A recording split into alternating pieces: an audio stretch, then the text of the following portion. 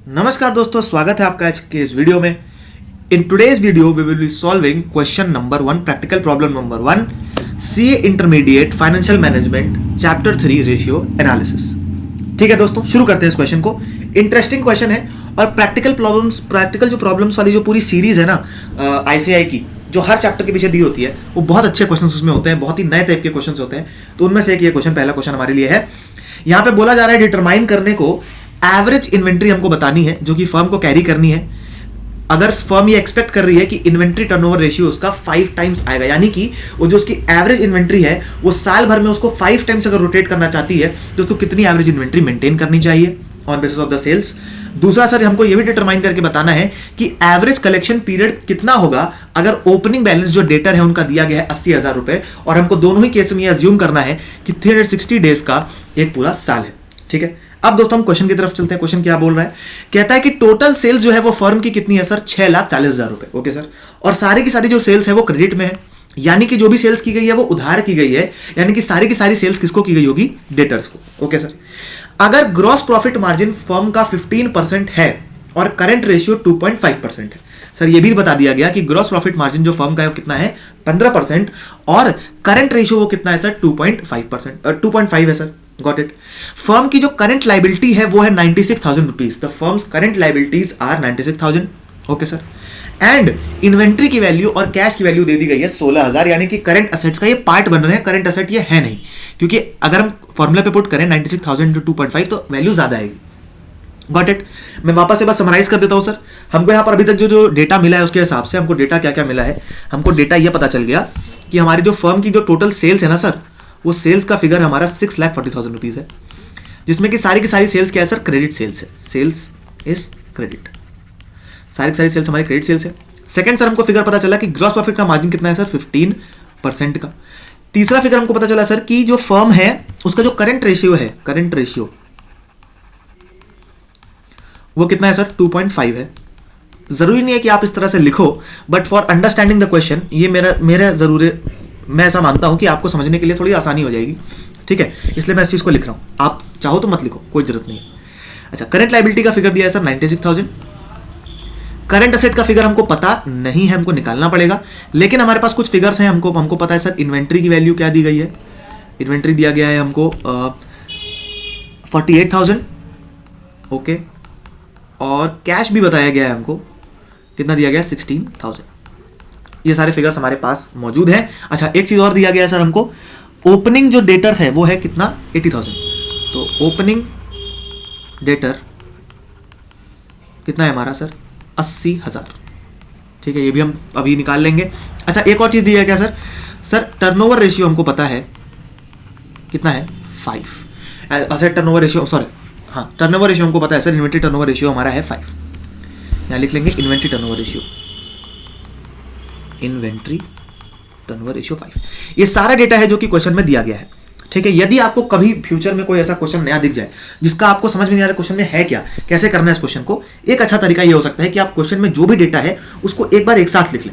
जरूर आपको कुछ ना कुछ ऐसा दिखेगा जहां से आप क्वेश्चन को कम से कम स्टार्ट कर पाएंगे, आप क्वेश्चन में कुछ ना कुछ जरूर कर पाएंगे। तो this is a very helpful method. ठीक है, चलिए अब देखते हैं सर इस क्वेश्चन को कैसे सॉल्व करना है।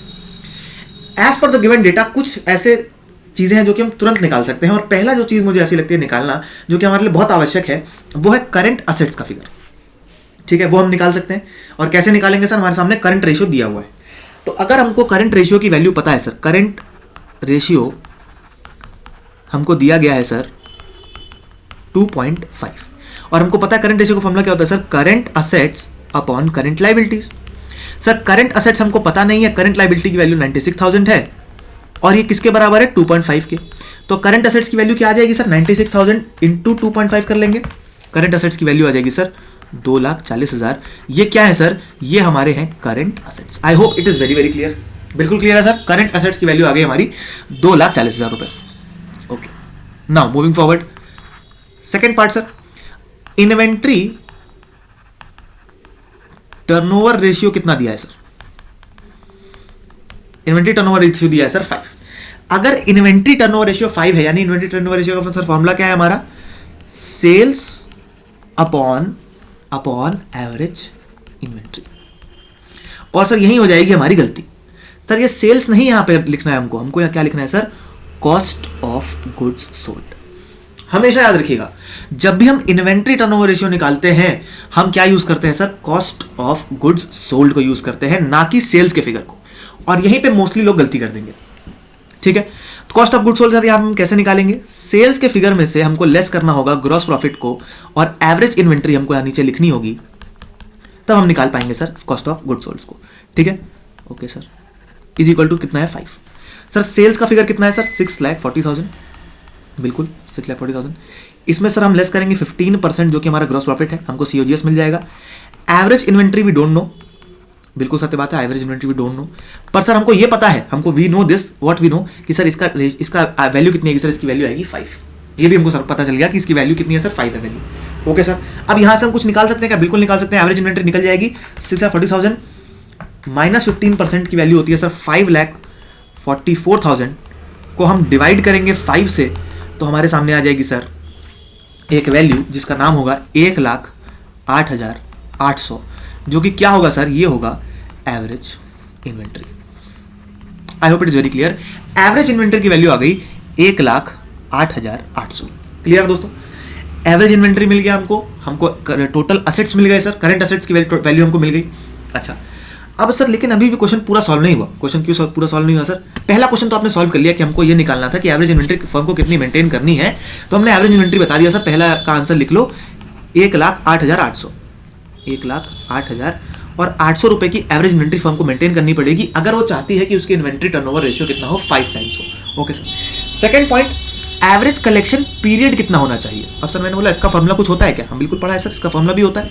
क्या होता है सर, इसका फॉर्मूला होता है कि आप एवरेज कलेक्शन पीरियड का एक फॉर्मूला होता है सर। क्या फॉर्मूला होता है, सेल्स के फिगर को हम डिवाइड करते हैं एवरेज रिसीवेबल से